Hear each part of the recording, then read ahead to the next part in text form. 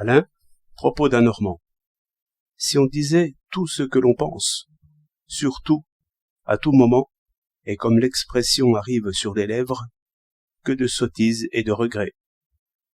Les opinions ainsi produites par le hasard ou par une effervescence doivent s'arrêter à la barrière des dents et montrer leur droit de passage. Bien mieux, il est raisonnable de ne pas montrer qu'on les retient et qu'on les examine. Les anciens donnaient une infinité de maximes en ce sens, et nous avons le proverbe rimé « trop gratté, cuit ».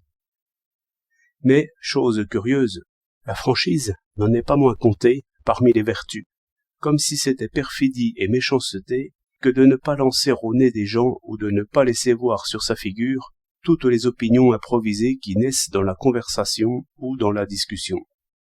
J'en vois bien la cause, car celui qui veut gouverner les autres commence par renfermer ses opinions en lui-même, mais aussi tout son art est de tirer au dehors les opinions des autres, afin de savoir ce que l'on peut espérer ou craindre d'eux, surtout afin de leur opposer ensuite leurs propres paroles.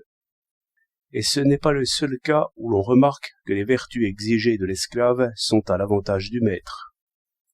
Sans vouloir gouverner, on peut vouloir rester libre, et, de toute façon, il faut considérer que la première opinion qui vient est toujours fausse par quelque côté, surtout si ceux que vous jugez ainsi lestement parlent de leur côté, comme les oiseaux chantent. Il faut ici commencer par ne pas croire ce que l'autre dit, et aussi ne pas croire ce qu'on voudrait lui répondre. Je pensais à ces choses en lisant que les Japonais, malgré leur sombre passion, sont toujours extrêmement polis. C'est même en raison de leur passion qu'ils sont extrêmement polis. On voit bien l'utilité des formes de la politesse dans les relations entre les peuples. Toute improvisation est alors trop dangereuse.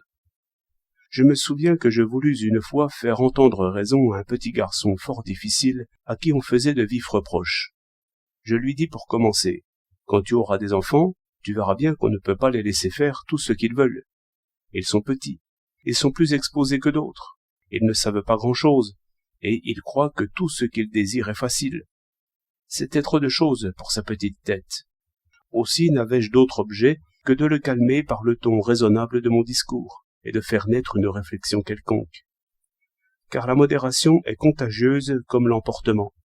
Mais il fut sans doute enivré de l'honneur que je lui faisais, et voulut répondre par une opinion brillante tout de suite.